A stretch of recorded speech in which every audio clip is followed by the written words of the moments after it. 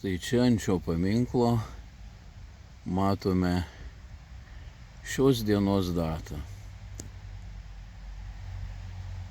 Liepos 28 dieną 1945 metais žuvo, tiksliau buvo nužudytas partizanų tėvas, 3 partizanų tėvas ir partizanų ryšininkas Vincentas Šniuolis. Data ir skaičiuojam.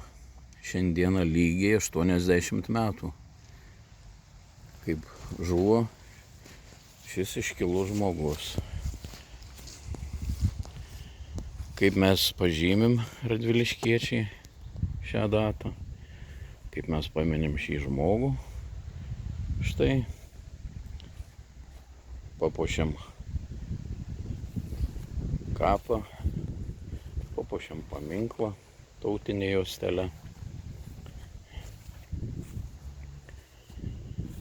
ir paminime